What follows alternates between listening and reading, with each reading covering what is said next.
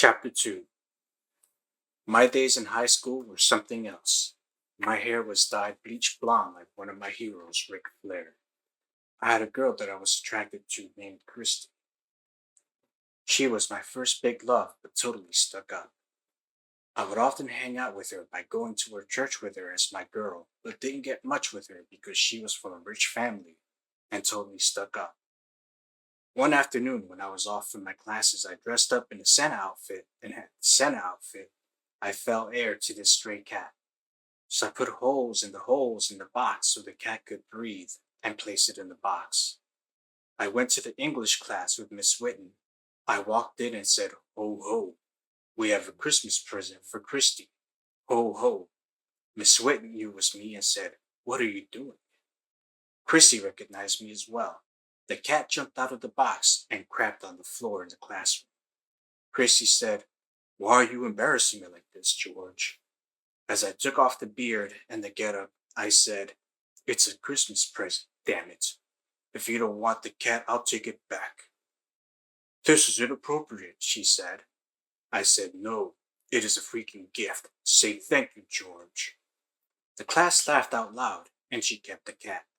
Later on, we would hang out and attend church together, but not enough times to form a relationship that I wanted. She later married a couple times and dropped off the face of the earth. While it did feel good to go to church with a beautiful woman, she would remain unobtainable to me, seeing as she was wrapped up in her own little world.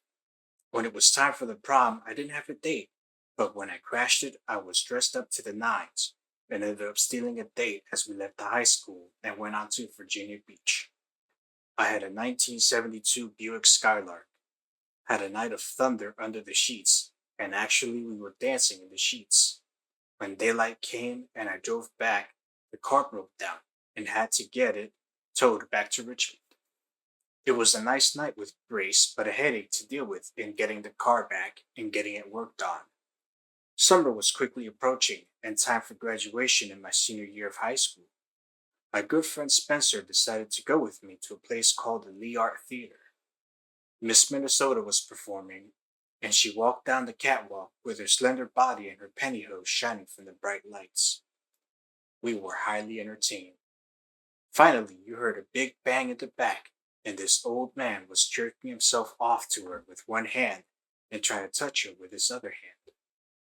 Cops were called, and he was arrested for indecent exposure. Lights came on, and unfortunately, the show ended with a big bang. The floor was covered with Cracker Jack popcorn and stuck to the floor. Lord only knows the things that happen in the art theater on a daily basis. LOL. It was nearing graduation, and it was time to get rewarded for hard work in school in the class of 1986. After graduation, I shaved my hair after sporting my blonde bleach hair for 2 years in high school. Again, I bleached my hair for 2 years after my idol, Ric Flair. I had straight C's and straight F's in algebra and didn't care. I got my courses passed, averaging with C minus throughout.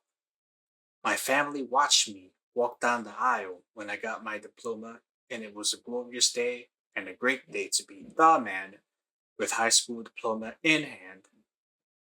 A few months later, I decided to attend J. Sargent Reynolds Community College.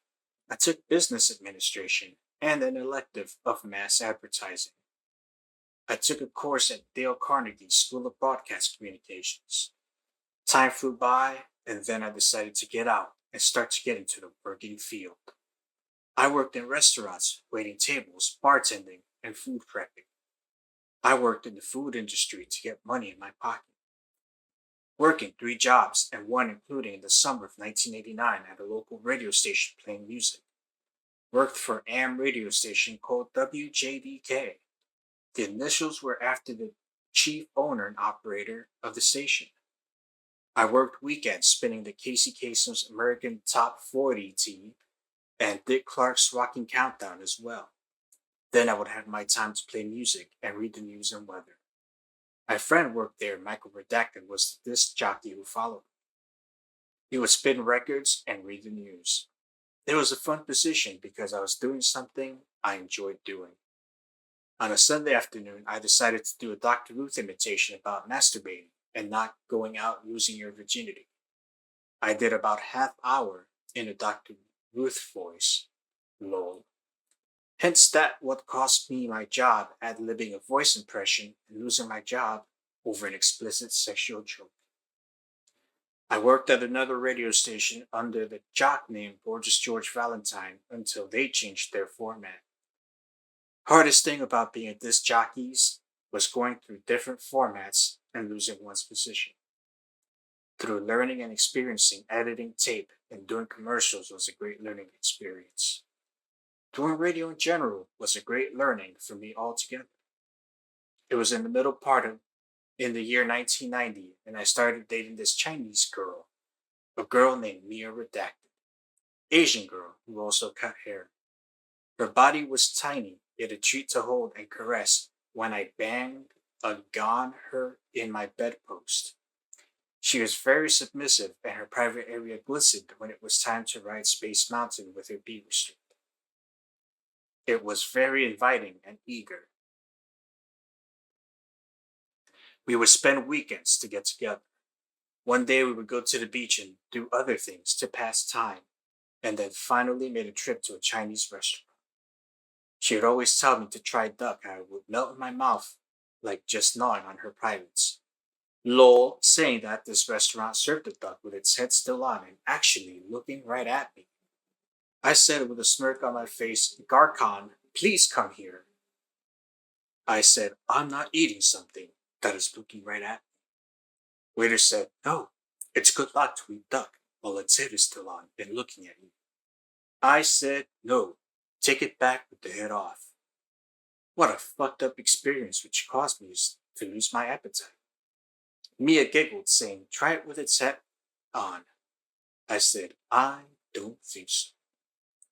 I wonder what days they have a cat special. Mia smiled and said, no, they don't serve cat. I then said it must be a meow meow surprise. Mia and I were getting real close, and being able to bang her with ease became an old shoe. Finally, one evening, I was going to surprise Mia with a bottle of champagne. I opened the door and saw this Asian man sitting down watching TV. I felt like I might be at the wrong place and not hers. He said, can I help you? I said, you most certainly can. Who in the hell are you? I'm the owner of this apartment. I said, where's Mia? Mia's in the shower. He said, who are you? I said, I'm Mia's boyfriend. He said he was Mia's husband. I literally almost felt a cold and dark feeling going down my spine. I said to myself, what the fuck? So I positioned myself to wait for Mia to get out of the shower. Needless to say, when she got out and saw me with her husband in the same room, she jumped out of her skin. I said, Mia, do you mind explaining to me what in the hell is going on? She stumbled over her words and said, I don't know what you want me to say. I explained to her, how about telling me the truth? This man claims to be your husband. She nodded and finally admitted that he was her husband. I said, where do we go from here? I don't fault this man because he was just as clueless as I was. I trusted you, and at this point, don't know where that trust has gone. You made up your mind on who you want, but if I can't trust you, it makes our relationship impossible. If you get a divorce from him, we can talk, but until then, I can't subject myself to the hurt and pain and distrust. Needless to say, she remained with him, and so ended my relationship with Mia. The late 80s saw my Uncle Otto passing away in 1986, so that was hard to swallow since he was like a second dad. Also, my Aunt Angela died in the guest bedroom in 1989. She had haunted the house years later. Back to my lady friends, I had a few other relationships with some interesting ladies. One with a hottie named Gloria, who was a massage therapist. Sex was excellent until she moved to Florida. Of course, Cynthia was a paid call girl who I invited to my house for several booty calls. First time I paid, the next 5 times she paid. First night she appeared, my dad and stepmom were snoring away in their bed. She asked me, "Who are they?" I said, "They are from out of town spending the night." Cynthia was great with her tongue and could blow bubbles out of the sperm she swallowed. It was great because she was a giver as well as a receiver. 6 different encounters where she finally paid me for her time. Each time she wanted me to go deeper at her diaphragm and penetrate harder, asking her each time, "Who's your daddy?" It was a great fuck fest.